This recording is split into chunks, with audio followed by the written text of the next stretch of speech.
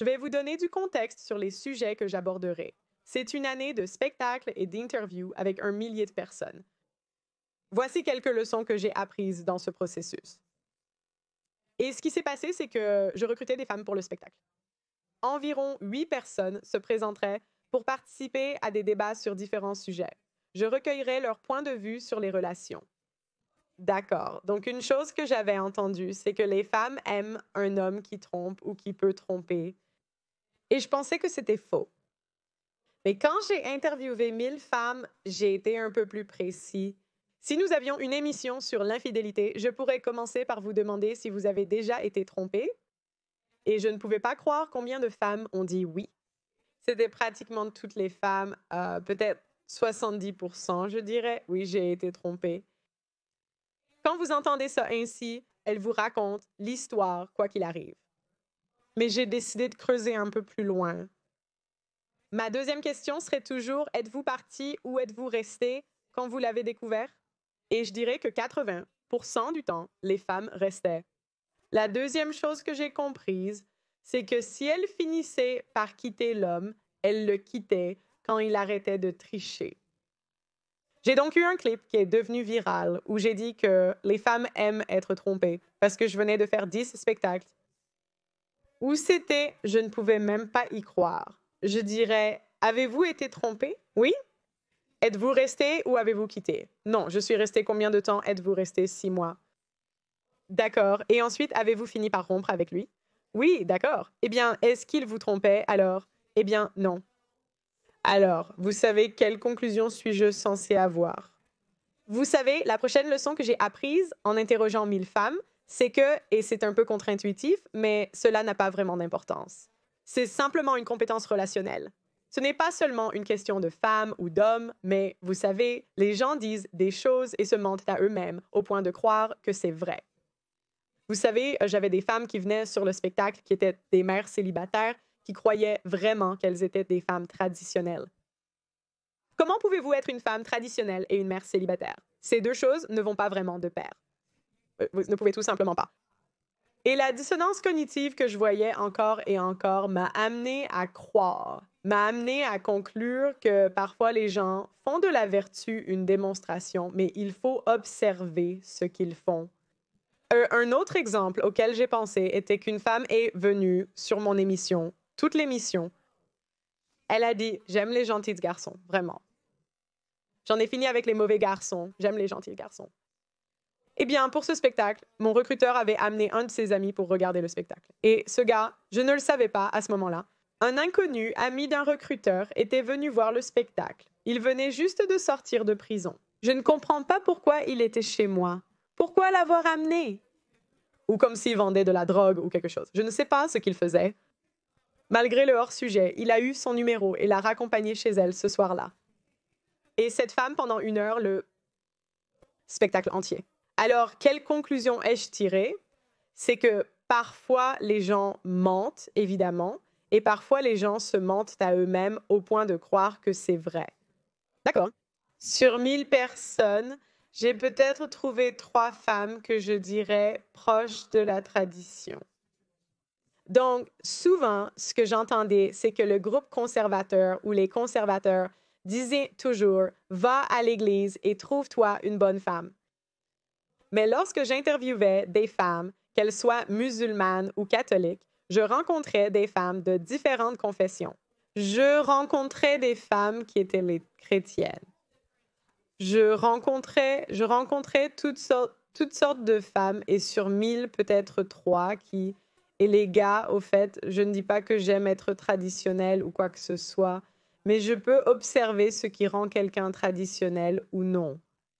Et généralement, les femmes traditionnelles privilégient leur famille à leur carrière à tout prix.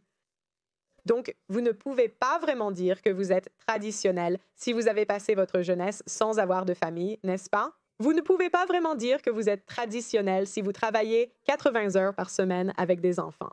Il y a juste des choses que je recherche dans la manière dont les femmes se comportent et les choix qu'elles ont faits que je jugerais juste de mon point de vue traditionnel ou non traditionnel.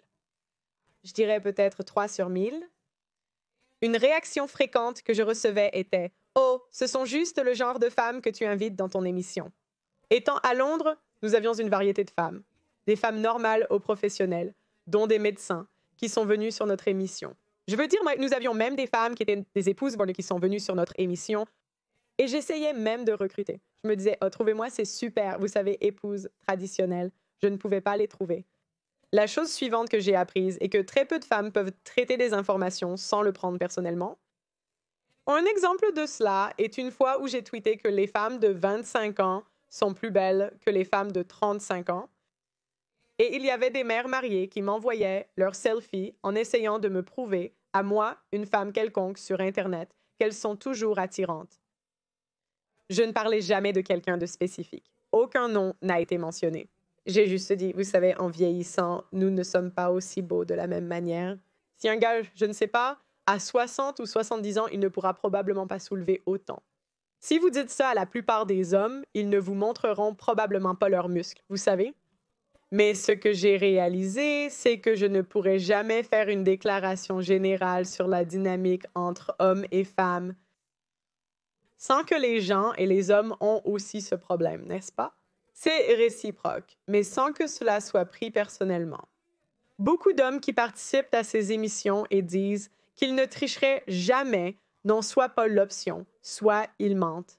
Il y avait un moment où il y avait un gars qui était un habitué de notre émission et toute son histoire était qu'il ne triche pas. C'est une personne loyale. J'ai découvert que plus quelqu'un se dit loyal, moins il est probable qu'il le soit dans la vie. Comme les gens qui sont loyaux n'ont pas vraiment besoin de le dire, mais c'était vraiment drôle parce qu'il sortait avec 3 femmes dans l'émission. Si je ne le fais pas, les gens pensent que je ne connais pas les potins. Mais je ne suis pas du genre à dénoncer quelqu'un dans une émission. Si je sais des choses, je le laisse simplement partir. Tu sais, j'ai aussi découvert que la plupart des femmes ont un ex vers lequel elles reviennent entre les ruptures. Alors, vous savez, méfiez-vous, les gars, bonne chance. Et l'autre chose est que, l'autre chose que j'ai apprise était que beaucoup de femmes, ou beaucoup de fois, quand les gens disent qu'ils sont devenus quelque chose ou changent quelque chose, c'est plus qu'ils essaient de se convaincre eux-mêmes. Donc, j'entendais toujours « je suis devenue féminine ». Je suis devenue féminine et je ne sais pas, leur comportement ne l'était pas. Je ne pouvais pas vraiment mettre le doigt sur ce que c'était, mais j'ai trouvé que les femmes qui étaient des coachs de féminité avaient tendance à ne pas être féminines du tout. Je trouvais qu'elles étaient les plus masculines. Et les gars, c'était tellement éprouvant pour moi. Donc, encore une fois, à un moment donné, entre moi et le spectacle de Kingrich, nous avions 6 spectacles par semaine.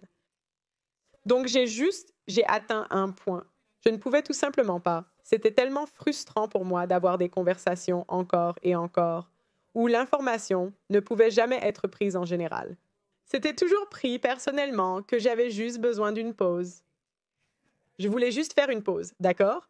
Donc, une autre chose que j'ai conclue, c'est que je pensais que les femmes avaient de vraies raisons de quitter leur famille. Je pensais que ce serait une chose très sérieuse. Vous savez, je pensais que le divorce est une chose sérieuse. Les femmes ne font pas ça sans raison. Et quand je suis entrée dans cet espace, j'entendais ça encore et encore. Et je me disais simplement, eh bien, ça ne peut pas être aussi simple. Pour être honnête, ce n'est pas l'unique raison, n'est-ce pas? Il y a parfois de véritables motifs. Mais en interrogeant de manière écrasante un millier de femmes, j'ai découvert que les réponses courantes que je recevais à la question « Pourquoi êtes-vous divorcée ?» étaient que je l'ai dépassé. C'était la réponse numéro 1 que j'ai reçue, où nous nous sommes dépassés l'un l'autre. Et quand je creusais et demandais « Eh bien, était-il abusif? A-t-il fait ceci? A-t-il fait cela? » Il n'y avait rien. Et ce que j'ai fini par réaliser, c'est que la plupart des gens valorisent leur propre bonheur plus que celui de leurs enfants. Une autre chose que j'ai apprise, c'est que les femmes, je pense que les conservateurs, dépeignent le passé comme une meilleure époque pour vivre. J'entendais toujours ça. Et j'ai peut-être même dit à un moment donné que le passé était meilleur parce qu'il était plus traditionnel et que les familles restaient unies. Mais quand j'y ai vraiment réfléchi, les femmes du passé n'aimaient pas tant que ça leur mari parce que dès qu'elles en avaient l'occasion, elles prenaient l'argent et partaient. Encore une fois, je ne regarde pas ce que les gens disent, je regarde ce qu'ils font. Dès que les femmes ont pu travailler et divorcer, elles l'ont fait. Et cela pose la question, voudriez-vous que quelqu'un soit avec vous qui ne veut pas être là? Et c'est pourquoi j'ai changé d'avis sur l'interdiction du divorce sans faute. Vous savez, parce que je pense que ça doit être de la torture d'être dans la même maison que quelqu'un qui ne veut pas y être. Je ne sais pas. Et certaines des épouses sont si malheureuses, les gars. Elles harcèlent sans cesse leur mari. Pourquoi les torturer? Alors, je pensais que le mariage et la famille étaient la réponse, n'est-ce pas? Quand j'ai commencé dans ce domaine, encore une fois, avant, certains d'entre vous n'ont peut-être même pas vu ce contenu, mais avant que je ne devienne vraiment super virale et que je commence à parler des lois sur le divorce et tout ça, je pensais que le mariage était la solution à beaucoup de problèmes des gens, le traditionnalisme. Mais ce que j'ai découvert, c'est que le mariage en 2024 est majoritairement une expérience négative pour les hommes. La plupart des hommes qui ont été mariés pendant une certaine durée n'ont pas eu de mariage heureux. J'ai découvert que 80% de leurs épouses ont pris 20 livres ou plus dans les 5 premières années. J'ai découvert que la durée moyenne du mariage est de 8 ans. J'ai découvert que le divorce gris est en hausse et que beaucoup de statistiques sur le mariage qui n'est pas mort étaient un peu trompeuses car elles incluent des personnes qui ne sont pas encore divorcées. Et j'ai réalisé que beaucoup de gens veulent vendre leur religion. Ils veulent que les gens se convertissent à leur religion. Et donc, ils vous trompent sur la réalité de la situation. Maintenant, il y a une lueur d'espoir et je vais y arriver.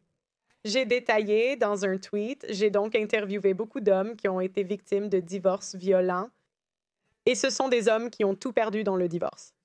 Les épouses sont parties avec les enfants et l'argent, les hommes ont perdu leur emploi, c'est une défaite totale, n'est-ce pas?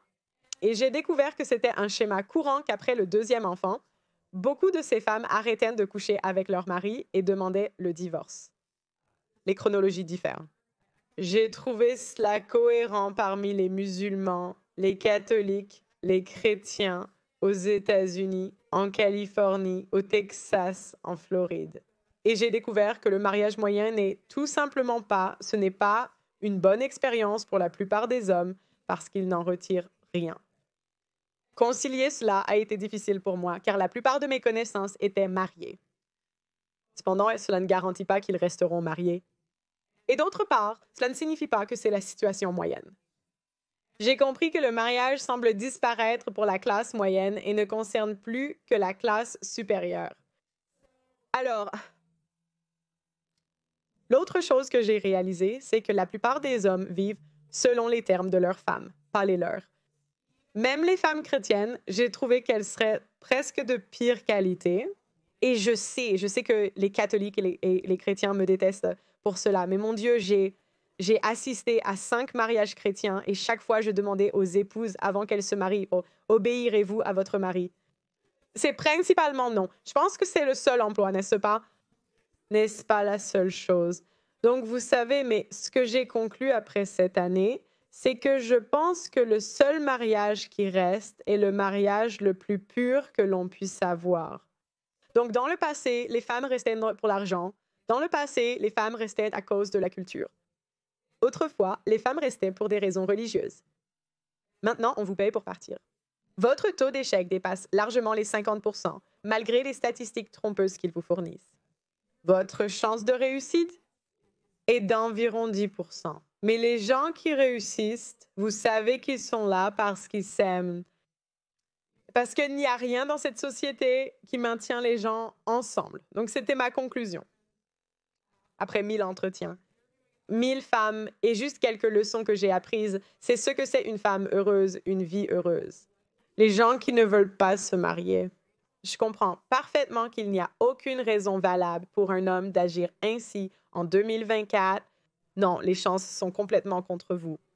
Les lois sont complètement contre vous. Le judiciaire, comme tout, est complètement contre vous. Si vous vous mariez, j'embaucherai un détective privé. Vous savez, je ferai un contrat de mariage. Je ferai tout ça. Mais ma conclusion est que les couples qui font fonctionner les choses et qui les résolvent. Dans ce gâchis d'environnement, ont la forme la plus pure de mariage. Qu'il n'y a jamais eu, prenez-le ou laissez-le. Vous pouvez être en désaccord. C'est bien,